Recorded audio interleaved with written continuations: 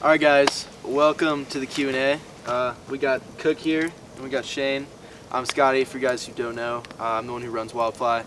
And these two fools came along with me for the Hazel Creek trip. And so basically this is going to be a super unstructured Q&A.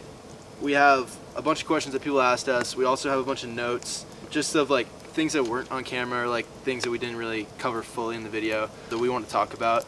Just kind of in like a lighthearted manner, I guess. But yeah, first off, I want to say big shout out to Sawyer, Avco, and Due South for being the 3 sponsors. So we're gonna start out talking about a few things from like the start of the trip. Oh, dude, there's our Domino's. Time out. We got pizza. You can't even find the Who wants to go get it? I'll get it. You want to get it? Okay.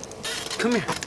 Come on. So clearly, as shown in the video, Shane has no idea what he's doing. Yeah, obviously it's not. Still doesn't. Dude. That was, that lady was terrified of dogs, I could tell. That lady? She was freaking out. I don't know how close this is zoomed in. That's the most important part. Let's go. That's nice right there. Wait, but do you have ranch? Let's go. Dude, just imagine if we were like out there. If we're out there and a pizza just gets stolen. It's so weird to think about, like, just like being out there, like now, like bitching about things, like when we got here. Like, Buck, like we're cold, we're hungry. Yeah, let's just go get some comeback or to order pizza. Yeah, just throw a jacket on. But Bojangles. we had no option. Oh yeah, gravy biscuit. Bojangles? Alright, I'm happy to hold those. Dude, after the trip, I got the biscuits and gravy like 2 or 3 times. It's no joke. It's good stuff. It's not, I was not bullshitting, dude. That's no joke. Alright, we got our pizza. So, we're gonna get this thing going. So, we wrote basically a few notes of like I was saying, stuff that we wanted to talk about, maybe that wasn't asked or whatnot. So, let's start with like the night before, like packing, what that looked like. Cause we had, like at my house. yeah, cause like we literally, so for those guys who haven't seen the video, we haven't backpacked, so we had no idea what we were doing. Like we were packing and like have never packed a backpack like that, and we thought our packs were pretty big, but they filled up really quick. It didn't make sense how much stuff we had. Like I was looking at you, and you had you took up half my room of just shit laying around everywhere. It was all Yeah. the camera gear too. Scott. All the Yeah, camera I gear. forgot the camera gear. So I we ended was, up. I was worried. I know someone asked before, but someone was asking like what our packs weighed, and I'm pretty sure we weighed. I think it was like 60 or 70 pounds. Shane's was like 25. Yeah, Bullshit. Shane's was pretty light. Actually, I remember. All of ours were about between 55 to like 65 pounds. It was, and like that might sound like not that much, but It's when you put that on your back, it's For 5 rough. miles, yeah. We packed and we drove to the marina. Once we lost service and we get to the marina, I mean, I was freaking out, kinda. It was over. It looked, the marina itself is not what I expected. No, not at all. But we got across. We talked to the guy at the marina. He took us over before, and he was telling us about wild hogs, and we were like, yeah, right. Like, there's no way we like see a wild hog. No way. And he was like telling us about it and Never. like how the rangers go into the park and they shoot them, and they can't take them out because it's a national park. They'll basically just leave them, which Circle means of life. the coyotes will come and bears will come. And so we were told that, and then we're like, all right, let's go into the backcountry. Well, we were told that, yeah, literally on the boat ride over. I was contemplating whether I still wanted to even do this trip or not. Like, on the boat ride over. How much you gotta pay this guy? I was already so cold. I was like, this is gonna be just terrible. So yeah, like we were so nervous going over, and then we got dropped off, and reality hit, and we had to survive for a few days. Yeah, it never really set in till the boat was gone. It's like, Because here's the thing, when we were at the marina, and we were talking to the guy about, hey, maybe we should cut this a day short. Maybe we get out there and we realize the weather This wasn't gonna be sucks. good. It was gonna maybe rain on us for yeah, 2 days. And so yeah, we decided to do the full thing as we had originally planned. I'm glad we did. Yeah, definitely.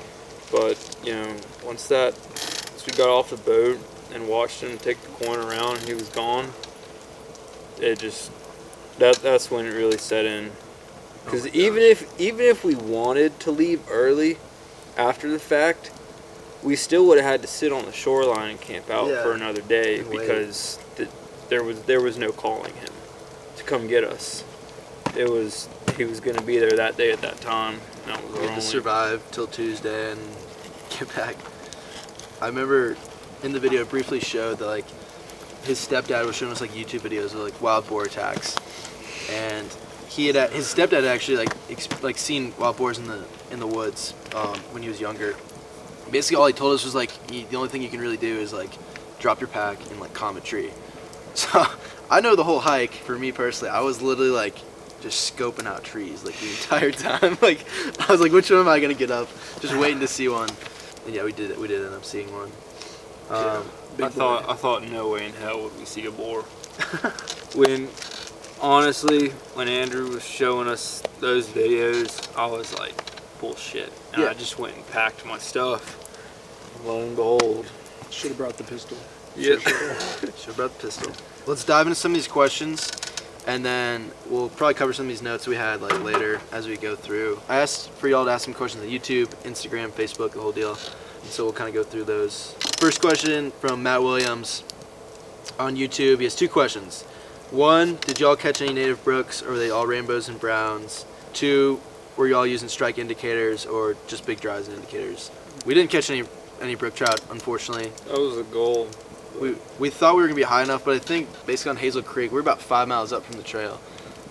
I think if you get up about like 8 miles or so is when you'll start getting to brook trout.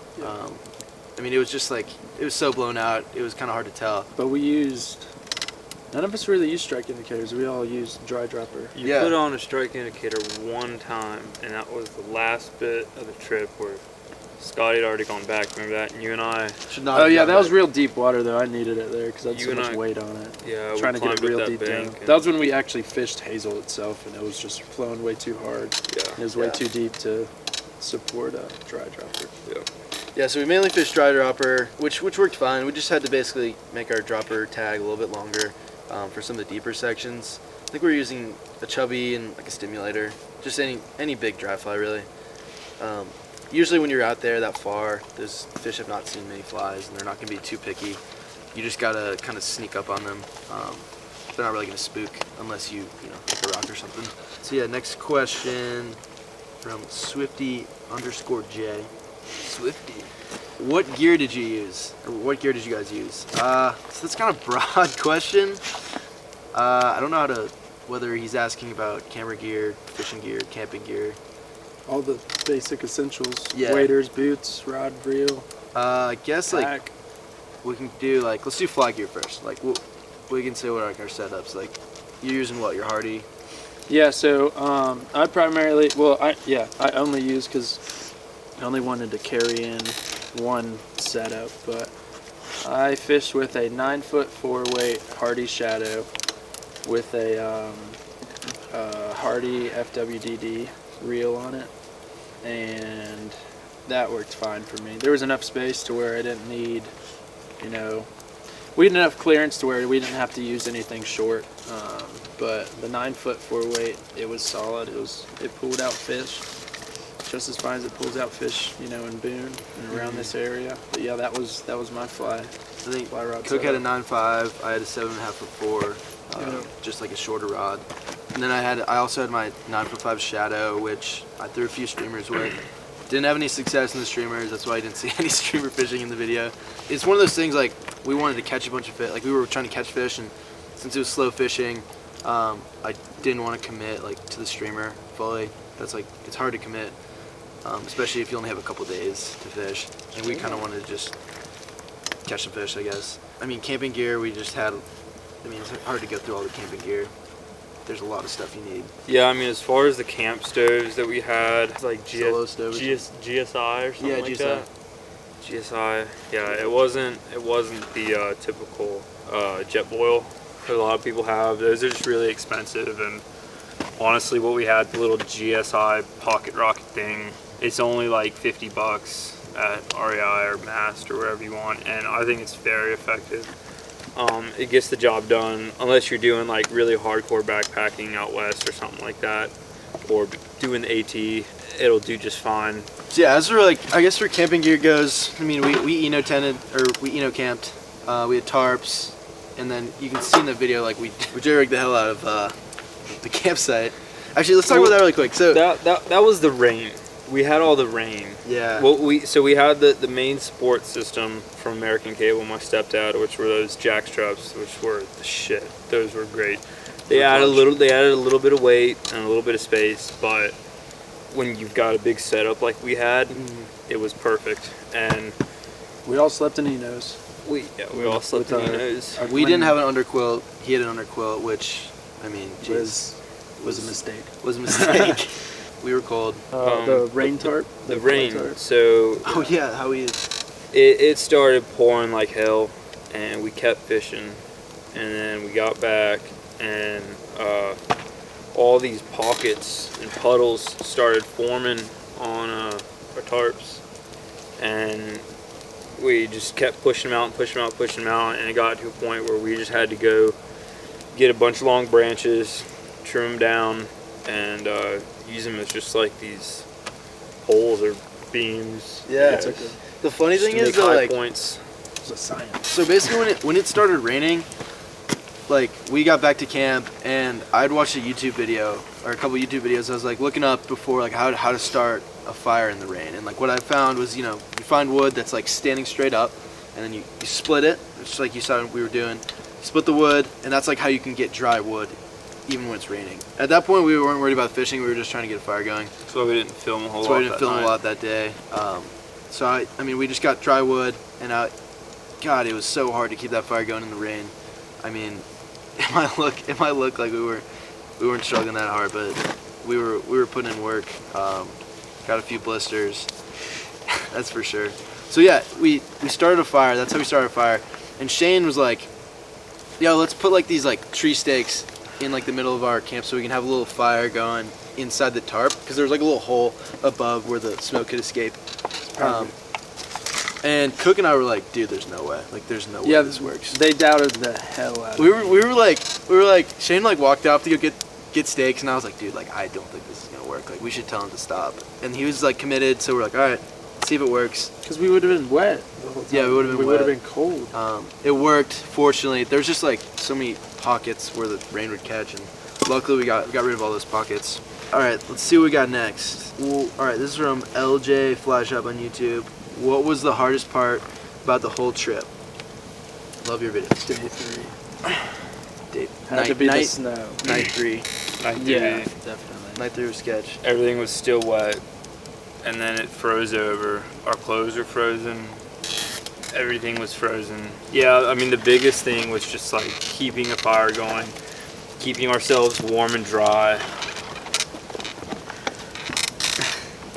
which turned out to be an issue for me. Last day, my waders leaked, and That's right. and I could feel it when we were fishing. You were in rough And then we got back, and Lord, it was cold.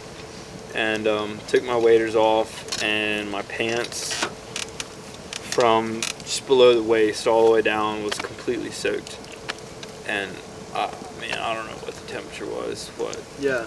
Low, Dude, low 20s. It was below 32. We didn't know that. We didn't observe it. Yeah. The system was Cook was in the Eno warming up.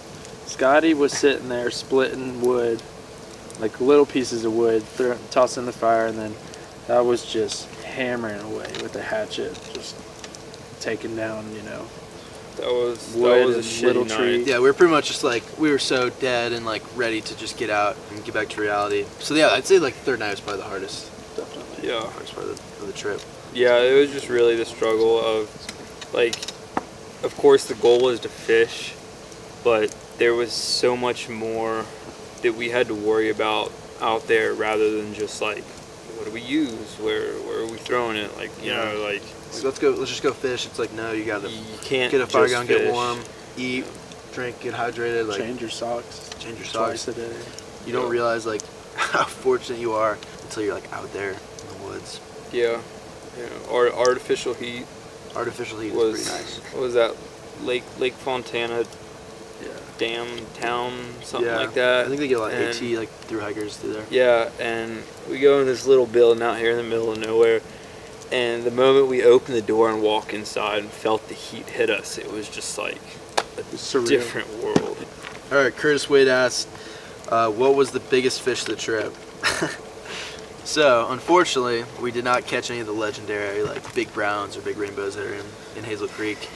I think Shane's brown, it was like a 10-12 inch brown. That was probably the biggest one we caught. Biggest fish. That was the one in the rain, and it was just absolutely downpouring. I think that was probably the biggest one. But like, I mean, the fish are super pretty and they're wild and like, yeah, you can't beat that. although like the weather was shitty and the river was washed out, like we still had a lot of action. Yeah. Whether, we pulled them in or not. Yeah, this guy had struggled the last day. The biggest thing too is, not saying anything about whoever asked this question, but a lot of people are, always so focused on the biggest fish, and I think it was more of the adventure for us. And you The can whole catch big experience. fish around here in Boone. We've caught hundreds of fish each Yeah. ourselves, and it's not really about that at that point. It's just catching some beautiful native trout that Yeah. are in that area, and we had a great time doing it. It's pretty surreal being way out there. I mean, it's kind of eerie. Yeah, definitely like prior to the trip, we were all thinking like, yeah, man, we're gonna get into a monster fish. But once you got out there and you start realizing what it's about and what's going on while you're out there, you're not thinking about a monster fish at all. Yeah. You know? As much as you love that, Yeah. it's not your priority. Not at all. All right, here's a good one. This is from Matt Scannell on YouTube. All right, what are some things y'all wish you had brought and didn't bring? Well, more socks, More socks for sure. especially if your waders leak or you sweat a lot. I don't sweat a lot, but I wish. No, go ahead. I lost a sock. I left it near the fire and it burnt. I burnt You mine. did too. Yeah, we were trying to dry out our socks over the fire, and we had a small fire going, and we didn't think it was that hot, and we put our socks over it, on top of the logs. It was pretty high up. It's not like it was in the flames. We weren't that stupid, but it, we all lay down, start to chill, and before you know it, my socks are on fire. So Yeah. there was one Did not pair smell down. good. I wish what I other wish I things? brought more layers. Like y'all both Yeah. had down jackets. yeah. But I didn't expect it to be as cold as it was, so like I had to borrow, Yeah, a you had to borrow a jacket from jacket. you. Yeah, that's another thing is yeah, like, more layers. especially with the winter, like trying to pack light, you're also trying to stay warm at the same time. And down jacket is great. It's super lightweight. Yet it still keeps you warm. But the big thing is with a down jacket, especially if you're gonna be out in the woods like that with weather, put a rain jacket over it, and that's what you and I Yeah. did. Because Insulates it. clearly down jackets, they get wet, they're useless, wind goes straight through them, but they're great insulators. So put that raincoat over it, it waterproofs it, acts as a windbreaker, it just it does the job. I know you wish you brought gloves.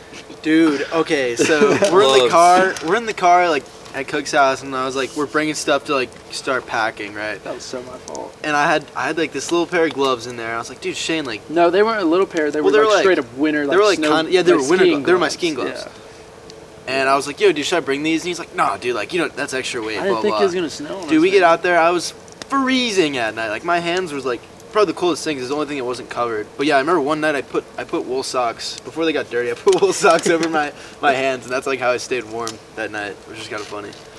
All right, what are some things that like wish we didn't bring along? That's hard because I swear I used everything in my pack. Yeah, I mean, I used everything.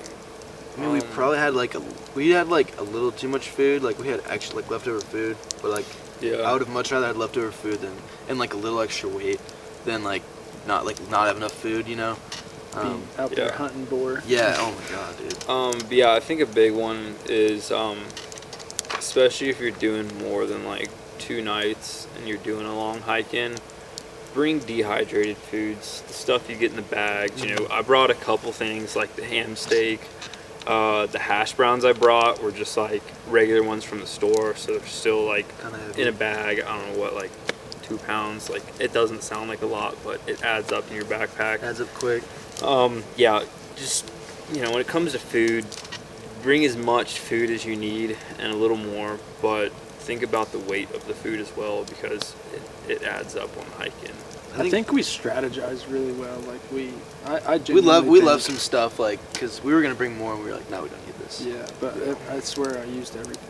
I think one thing is we both had pans, like basically the same thing, like for cooking oatmeal and we could have just water. brought one. We could have just brought one, but we both were like, oh, dude, like I'm trying to bring mine. I was thinking we'd all be cooking our own meals at the same time in different pots, but no. I wish I would have brought a gun or a pistol, 100%. That's right. Next time I go all the way out there 5 miles in, I will have something on that me. wild boar encounter was kind of sketchy.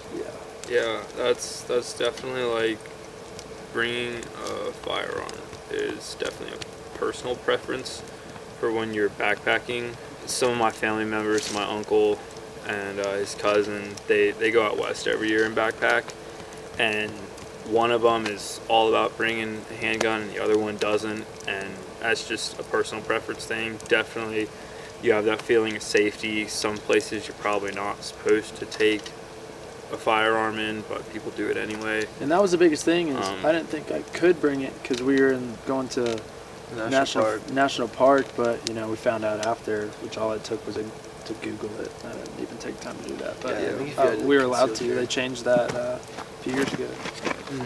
All right, next one from Wild Blue Discovery. Some tough conditions, but you pushed through.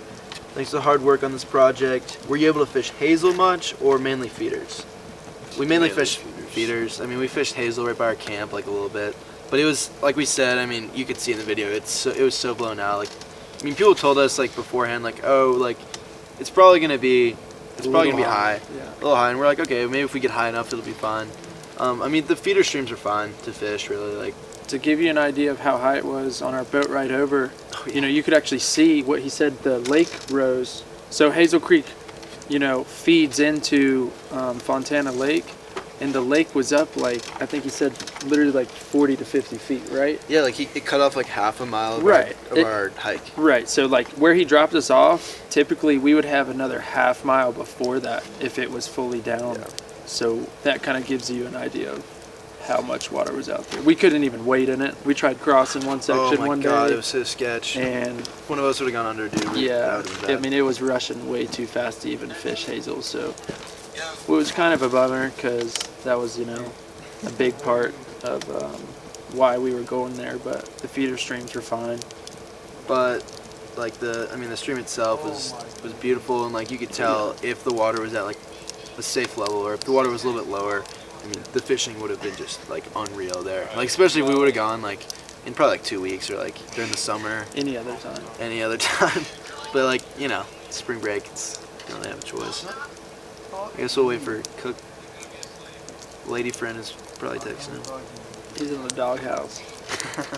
Next question is Rich Gambinelli. I don't know. He said he was thinking about shuttling over to Hazel Creek to do some fishing. What shuttle service did you use, and what was the fee?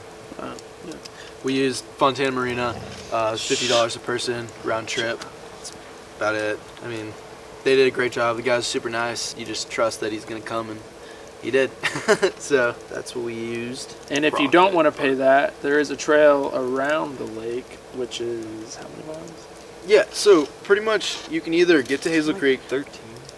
Yeah, you can get to like the Hazel Creek Trail either by Marina, and you do the shuttle, which is about a 20-minute boat ride, or you can hike around the lake, and I think it's like 15 miles or like 10 miles or something like that. Funny thing is, we were going to talk about this, is we met a guy named Gray out there. It's the only other person we saw out there. He's a homie. He was really cool, super cool guy. He's probably like, what, like 60 or something? Yeah, he was definitely in his 60s, just like, he was so cool.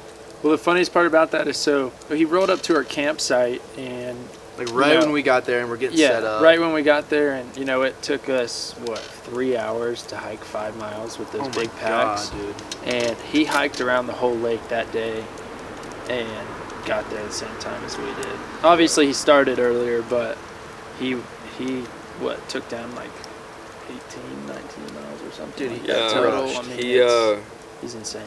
He was the stereotypical backpacker, I guess. He Yeah. he had this big white beard and. What's up, boys? Yo, Mika, Hello, how's it going? it's great. Daniel, Daniel, seen a little video over are here. you going to the library in the morning? There you go. Nah, dude. Nice. yes, Yeah, this guy Gray was just like the coolest dude Yeah, ever. he hiked the AT, and what was really interesting was he does a trip to the Smokies, once every 2 or 3 months? Yeah, every couple of And months. so basically, as soon as he finishes one trip, he's already planning the next. And he told us that it was getting hard for him to plan a trip where he was hiking trails that he hadn't already hiked before. Basically, he had hiked almost every trail in Yeah. Great Smoky National Mountain. dude was legit. He knew his stuff. Yeah, he helped us a lot. The biggest thing was,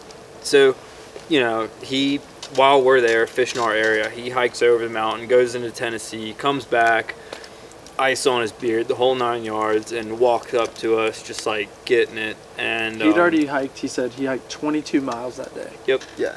And what was 15 that, like, river crossings. Like 1 o'clock or something like that. Yeah, it was like midday. We were Yeah. fishing.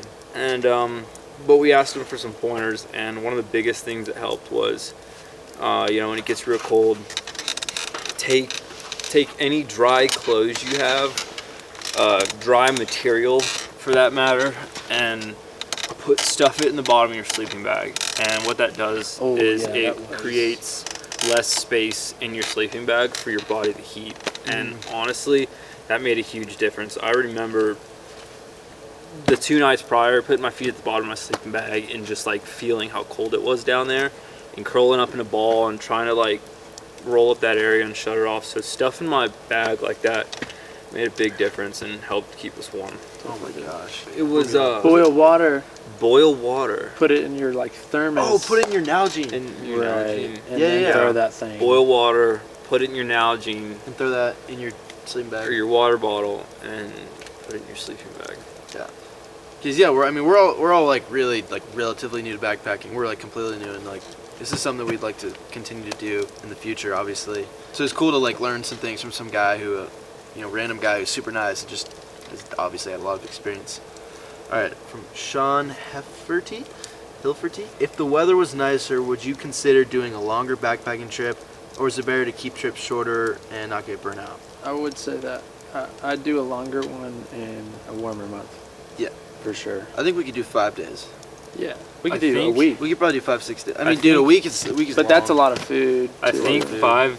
5 nights is a max. So to do what we did, you have to get a backpacking permit. Yeah, you have to get the which Smoky we Mountain got. backpacking permit. And I'm pretty sure, not positive, but I'm pretty sure there was a limit to 5 That's right. nights. You are right, yeah. Yeah, To I do 5 remember. nights. I'm pretty sure 5 nights. Um, I mean, 4 nights. Like, if we were to do it again, obviously, if it was a warmer month, we would pack lighter because like we don't need like Less we don't need clothing. a Yeah, lot less like all layers. the winter clothes. yeah. You don't need we could probably pack better with the food, with I don't know, like everything. We really. wouldn't need nearly as thick of sleeping bags. Yeah, exactly. Yeah, we could definitely layer down. You may not need to take waders depending on how warm it is. Yeah, you could just exactly. wet wade with Yeah. boots or Chacos or chacos or something. whatever. you Another want. thing was we had sleeping pads or ground pads, camping ground pads, and we put those in.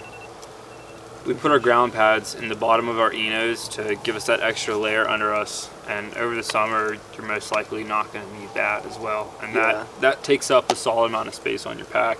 Not super heavy, but it takes up space. All right. So the next question: how long did you guys spend planning the trip, and did you guys feel thoroughly prepared? I'd say we probably spent like a couple weeks, like 2-3 weeks maybe. It wasn't like 3 weeks of straight planning though. It was like Yeah. I mean, it was a lot of nights where we were like doing homework and or not doing homework. yeah. We knew what we were doing to an extent. Yeah. I mean, the trip itself, like, from getting it set up, basically you just need a shuttle service there and back, which is super easy to plan. Your permit. You just need your permit, and we basically just had to figure out what food and, like, gear we wanted to bring. So, like, it was just a process of, like, I don't know, getting stuff gathered. I mean, I felt like we were prepared, but also I was like super nervous at Yeah, the same exactly. time. And when I left the marina, When we left the marina, I was like, God damn it. I was like, you know what? Yeah. Maybe I should be at the beach. I mean, like, right at that moment when episode 1 ended, and the boat hit the rocks, and It's like, all right, see you Tuesday. yeah, Okay. it was just like no hesitation. Like, you can't. It was like, oh, do we stand here and like say goodbye? I was just like, shit and get off. Bye. All right, Owen. That dog on the boat just made me think of River the whole time. Yeah, that dog was It's like, dope. man, I would like to be at River right now. Just chilling. So another question, Owen Swavely, if you win again, what would you do differently? Go in a warmer month. Yeah, definitely not go in March, like early March. Honestly, I think that was our biggest problem is just the weather and just how, obviously it's the weather too, but just how cold it was. Yeah. That was just the biggest thing to overcome. And like, you know, if it's not as cold, you know, if you're in a warmer month, you probably don't even need a fire. You can have one, but it's probably gonna be less rain, no snow, dry wood. It's gonna be easier to do all that, easier to stay warm. I'd say just go. And I mean, here's the thing, like, even over the summer, you know, the sun goes down, temperature drops, and it could be down to like high 40s to 50s at night, depending on where you are. And, you know, you say it's like, oh, 50, 56 degrees at night, and you don't think that's cold. But like, when you're out there and, you know, think about being in your home and you set the temperature to what, like 65, 66, I don't know. anywhere from like 65 to 70, Yeah. right? And like, that's what you're usually sleeping in at night. So like, you drop that 20 degrees, it's cold. You know, 55 degrees doesn't sound that cold, but when you're camping out there, it is cold. So even in the summertime, take your down jacket, take your rain jacket. And even if you may not wear it, they compact. You like, can mash really, that thing down so small, and they don't take up any space, and they weigh basically nothing. So I would still suggest taking those, and of course a pair of pants, but definitely some of the more bigger things that you would take in the cold weather you won't need, like the ground pad and your and stuff like that, or the under quilt. You may not need those. So he also asked most essential pieces of gear. That's hard because That's a tough. lot of things are essential. Let's break it up into like fly fishing and then I guess just like survival. Right. Yeah. Yeah. So fishing, most essential gear. Frogs fanny, 100%. Sure. Frogs fanny. A net is something, if you're doing a group like the three of us, You only need one. Or two. you really only need one, max of 2 nets between like 3 guys, because the majority of the time, like, you're not really going to be alone when you're fishing, especially when you're out there. You want to stick together. So, you know what, if you hook in, you're going to have a buddy right beside you with the net, or you're going to have the net. So don't bring, not every single person needs their own net. Like we were like basically switching off fishing, filming, and like holding a rod, or we would have 2 guys fishing and 1 guy filming, kind of thing. I think the most essential, like obviously, you know, you have to bring, you know, the pocket rocket and things to cook on and food, and that's all extremely essential. But the most essential thing in my mind was either that hatchet or a knife. Yeah. We would have been screwed Oh, we would've been without screwed without the those hatchet. 2. I mean, Bring a good knife. We had 2 knives. Shane had his real First nice night. one. Yeah, I had mine.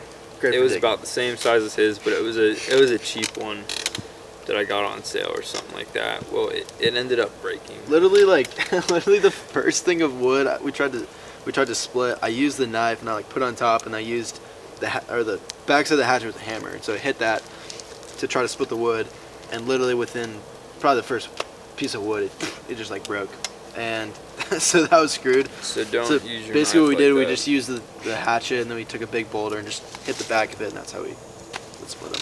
Yeah. So I think we kind of got away from the question, but yeah, hatchet, very essential. extremely essential.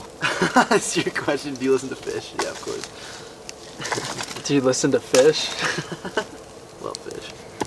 Like the band. No, I got that. All right, Ellis. Dude, I'm so sorry if I messed up your Instagram handle.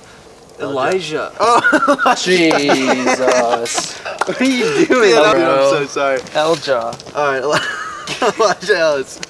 what patterns produce? All right, so dry fly wise, we were basically fishing probably like a size 12 or 14 stimulator, and then we had like a chubby also, a couple chubbies, and then below I think we were using, you had what, like an olive like thread midge, Yeah. was doing really well. Olive green midge. Yeah, probably like a size 20, 18, 20 or Live by it. 22. Shane's gotta give the dog some water. So other nymphs, I think we used we got some bugs at due south that were like, He was using that Batman. Batman nymph, and he was crushing them with that. it was like, it kind of looked like a copper john, but it was like purple and had legs. Yeah. And then I was using, for the most part, just like a really big chubby as my dry, and it also worked great as an indicator because clearly, for the most part, they're not going to hit. They weren't hitting anything No. on top water. There was like a hatch probably the first night we were there, like the first day, and we all kind of split up the first day, and like they caught a bunch of fish when I like was away from them. Of course, like they caught a bunch of fish and like we weren't filming. It's just how it goes. But so they split up, and we got some dry fly eats that day, just on like the stimulators and dry dropper. But I think another bug we fished was we were using these like barbless, like jig style like Euro nymphs. Those were doing really well. It was like kind of pink, and I don't really know the color, but those were doing pretty well. It was probably like a size 12 or 12 to 16, something in that range. And don't I know. think it was the third day where I missed, 100 fish. I put on that pink squirmy worm, the rubber squirmy that worm, was crushing. and honestly, like that was killing it. Yeah, definitely. You just couldn't connect or couldn't Yeah. keep them on, unfortunately. One of those days. One of those days. Callum Hawkins fly fishing asked, "Do you guys ever Euro nymph?" We do a little bit. We didn't do any on this trip, but I've definitely messed around with it. I do want to get more into Euro nymphing because it's very effective, and when I've done it, it's just like it crushes. We definitely could have Euro nymphed, especially on Hazel when we were there. It's just so deep, just to kind of get those bugs down there. All right. John Dolan 3 asked, "What did it cost you to do a 3-day backpacking trip? Food, flies, etc. Things you had to buy before you left, not the tents and gear, just essentials to survive." The permits were $4 a night per person, so $12. Each paid $50 for the boat ride. The food was like $9 a pack for dry food. it was like $6 to $8. It wasn't too crazy. Yeah, Yeah, it depends on what you get. So, rough estimate, like per person, I'd say maybe around like, besides like the gear that we had, like all the camping gear, all the backpacking gear that we had beforehand, I would say like the essentials and like with your permit and the boat shuttle service or whatever, probably around like 150. Would you say maybe or so? I don't Yeah. know. Even people. Yeah. Also, depending on how much gear you already have and what kind of stuff you may need to get, but It wasn't that expensive though. Like from what I remember. it really wasn't that expensive. You're basically bumming it for a week. But back to essentials of like stuff that you want while you're out there. Damn cotton balls and petroleum jelly. That saved yeah. our Take lives. those. essential. Those Oh my are the God. best. Especially if you got wet. Yeah. Because, half the time you can get wood and stuff like that, but if it's pouring, man, it's snowing, chances are you're not going to find little dry things that you can Yeah. start a fire with. So do those cotton balls with petroleum jelly, It'll throw burn them in for a while, bag, too. lightwait, it's the way to go. So I was- didn't even that think was good. we'd use all of those either. I didn't think we would either. But thank God we brought them. Yeah. So Nate Ratcliffe asked, "How hard was it to get fish to bite with all the snow?" And I don't think it was really the snow that was like. It wasn't the snow that was our problem. It was more just the water was so high. We had obviously the water was high when we got there, Dude, and then it rained. I almost think we had Then the dump best action on the Honestly, snow day. But we caught the most fish probably on the snow day. yeah, the Yeah. snow day, if That wasn't an issue. with my horrible luck as well, if we had landed every fish we hooked into, We would have caught. we would have caught, between the three of us, probably over 50 fish. Yeah. Easily. All right, fly fishing fanatic. He asked, biggest fish caught or worst part about the trip. We already said about biggest fish caught. But what did you say the worst part of the trip was? There was a few I mean, lows. I guess the last night, like we said, but the sketchiest part, let's talk about the boar, the wild boar. So we obviously didn't get any video of the boar, but like, 'Cause it was like 6:30 a.m. for those of you guys, just to like give you a little more in depth about the whole boar encounter. So basically, I wake up and we have a river right here. This is Hazel, and then we have a feeder river right here, and then there's like basically a little area where we camped, and this is like where our campsite was. So we had some really good white noise when we were sleeping. Right, the water was blocking everything out, which was nice because if you hear anything in the woods at night, you just sketch out. So basically, I wake up. It's like 7. It's like just getting good and light out. So I was like, all right. I ran over, got the bear bag, which is probably like 30, 40 yards away from the camp. Pull that down. It has all our cotton balls and stuff. And I was trying to get the fire going because it was just so cold that morning. Is he eating Smack a, him. is he eating a rock? Yeah. What's in your mouth? River got You it. don't Lucas- eat. You're not that Lucas- weird of a dog. You never eat rocks. Don't Yeah, do that. Lucas used to do that shit. Why is he doing that, man? Sorry to interrupt that. Very That good. was So yeah. weird. So anyways, I had just gotten the bear bag and I came back to camp, and probably like 20 yards away, maybe like 10, what was like maybe 20 feet away, honestly, 20, 30 feet away. That's like where the wild boar was when Cook saw it, and I was just down here, blowing on the fire, literally just trying to get it going. Like I had just walked past where that boar was, and he was like, "Dude, get in your fucking Eno." Like that's literally all he said. And I hopped in my Eno really quick, turned, I had my headlamp on, and so I that flashed on him. Saw him kind of like running away from camp, but you like made eye contact with him. And he was Yeah. I mean- was staring straight at him. You saw it? too. Yeah. Yeah. Oh, yeah. I mean, he was where he was. That little piece bank of the river. That's where we were washing our dishes.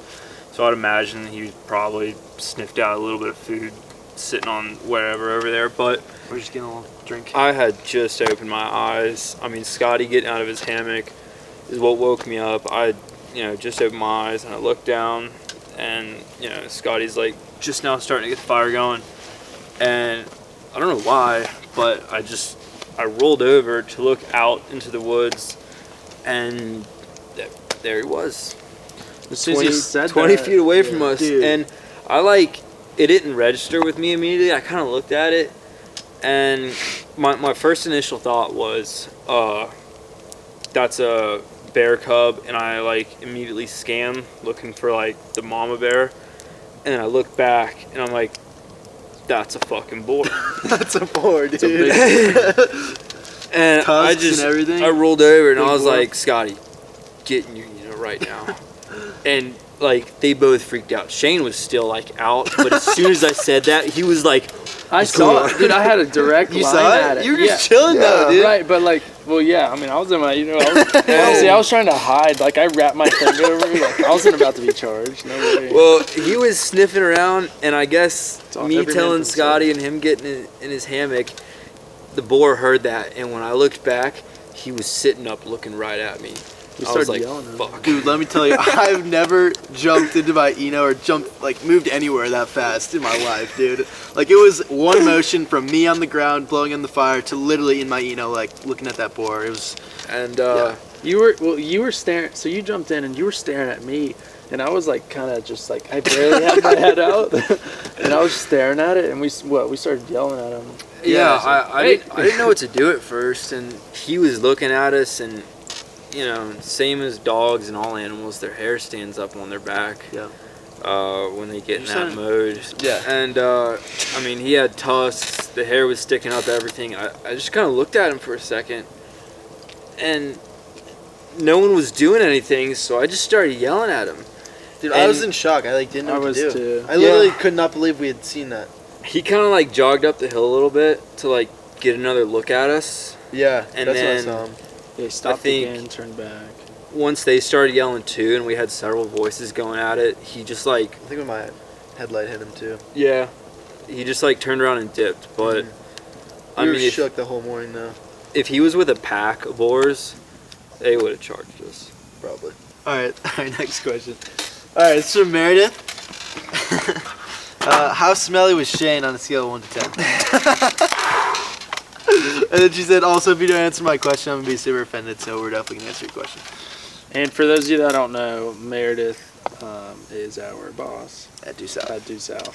Where we work. And she loves to expose us. So. And I think Cook smelled the worst. Cook didn't take a shit the entire trip. 4 Dude, days. why do we have to talk 4 about days. that? Let's just bring that up. Hey, well, I'll tell you what. Shane held it in till the last day when we were packing up. And I dropped a bomb. And it all stayed packaged up, man. It was just one long turd. So here's the deal. Shane and I shit on the same day. I just waited to get home, which was a couple more hours. Big deal. I couldn't do that hike. Like, I would have shit Dude, my I pants. couldn't do the hike. Remember I found that bucket? And it's genius. I've used this before. And I was talking about it before, thinking like, oh, it'd be sick if we found one of these. But Like it's a Lowe's bucket. right, you know. one of those 10-gallon buckets, and you cut the bottom off, and then you zip tie like a pool noodle to the top, and it's a perfect toilet seat. It's a toilet. And There we you go. found one out there, and yes, it had been used, but I washed it off in the river before. At that point, it doesn't really matter. Yeah, it doesn't. All right, this question's from CJ Henning on Instagram. Hey man, got any tips on how far to hike off the ferry? I'm going there next weekend with a buddy that's never fly fished before. Where's a good stopping point to get some good mid-sized fishing? Some good mid-sized fishing in near the camp and plunge pools, small stream fishing within a couple mile walk, or just the pools. I don't know. Which camp did y'all stay at?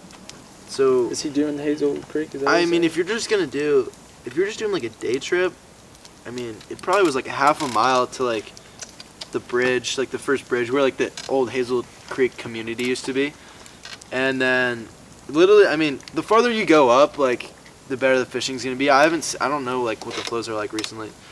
But I bet if you go in like 2 miles from where you're at the drop-off point, you're probably going to get into some good fishing. If it's just a day trip, that's probably like realistic. we passed while hiking. We passed so many. If you good go to campsite 85, we were at campsite 84, but campsite 85 is probably like 2.5, 3 miles in, and that's probably doable. It looked like some good water though. Like Yeah. You wouldn't need to bring nearly as much stuff. No, you so won't we need could to bring hike much it stuff. way faster. Yeah, than I we mean, did. honestly, once you get up to the like half a mile in or so, and there's the Calhoun house, and so that whole area and all the bridges, and there's basically a road through there.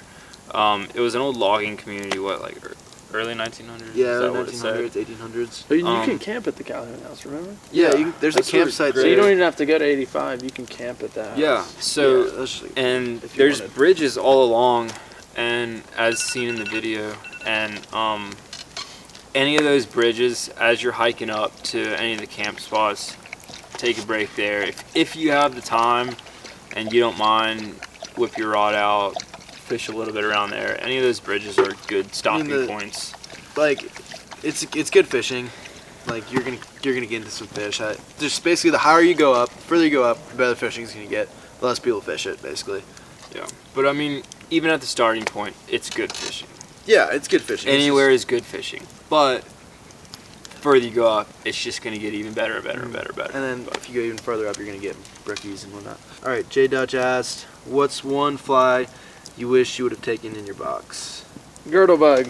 Girdle bug. Yeah. Girdle bug That slaps. girdle bug with a tungsten bead. We would have girdle bug. To Well, get really down there. just, yeah, I wish I would have taken more. I didn't really prepare or bring enough flies for like fishing deep, fast water like that.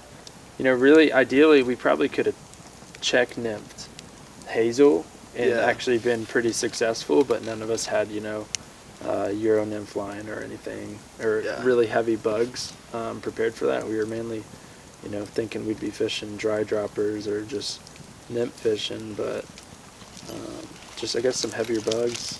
Yeah, probably just heavy bugs. All right, so that's all the questions that we got, or the ones that we thought were, you know, suited to answer, I guess.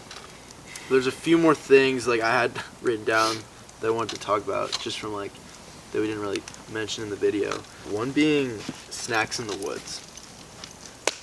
Beef jerky and peanut butter. We were walking in and taking one of our 50,000 breaks as we're Yeah. hiking in, and there was this log that Shane and I sat down on, and I was sitting behind him and like whipped out the beef jerky, and his pack was like, one of like the pockets in his pack were barely open, and I saw the jar of peanut butter, and I was so tired, and I was looking at this beef jerky and looking at the peanut butter, and I was just like, "Yep, Once we get to camp, you gotta try it's it. gonna happen." Best thing ever.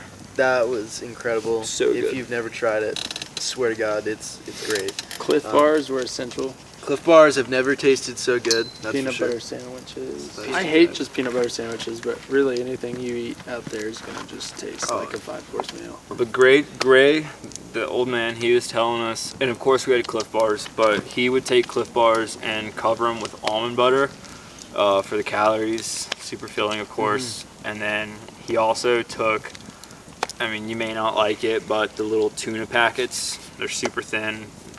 Basically canned tuna, but in a plastic packaging. Yeah. Super lightweight, and it's protein, it's calories. I mean, he had it down. Like, he didn't bring any cooking stuff. He just has his essentials, stuff that's Yeah. basically just in a bag, and he can just eat it really quick. Yeah. Most of the time, doing stuff like this, it's not going to be exactly what you want, and more of stuff you need. It's what you need to replenish your body and stuff like that. We like enjoyed like cooking and like eating in the woods, and we wanted it to be like good meals. That's why we brought those dry freeze bags. We brought Oatmeal. a bunch. We brought oatmeal was clutch. It was super essential. Just super easy to make, super easy to pack. We put peanut butter in there, and it was incredible. Firefly. It was great. That was Shane's first time ever eating oatmeal, which was so funny. You Yeah. liked it, right? Oh yeah, I love oatmeal. Yeah, it's great. I know. I always stayed away from. That's that, what I though. eat in the morning It's like before school. It's porridge. great. So another thing I wanted to talk about really quick is like game trails and how we were walking the game trails. Oh, Remember how yeah. sketch that was? The trails we were taking basically were, that was the day it had snowed, but then Also, the trails the day we saw the were boar. the trails we were taking didn't have any snow on it, which means animals had already walked through there that day, and that's why we were a little like on edge because we had already seen the boar, and they were basically game trails. It could have been elk or Yeah. Could have been anything. I mean, it could have been. yeah, it could have literally whatever. been anything, but I think all we had on our mind was it was a whole pack of boar. And I mean, at that point, like, we were so focused on like getting to the next hole and like fishing that we didn't realize we were getting so deep in the woods and so far away, and that we were walking game trails. Yeah. And that was probably a really bad idea. So like when you get to that point in your trip, it's late and you're not thinking about it, and you just like you get so hyped up on fishing. Just always remember your safety. Don't do stupid shit like that. That was dumb. Dude, I was kind of freaking out. Not gonna lie. So another thing, our camera actually my camera messed up. So what I shoot off for you guys who are wondering is the Sony A7 III, and the third day, I think it was because of the cold, honestly. But when we were shooting, on the screen, it just started like glitching out, and I'll show a little clip really quick of what it looked like. So, I don't know if you can see it. Currently, the camera is geeking out.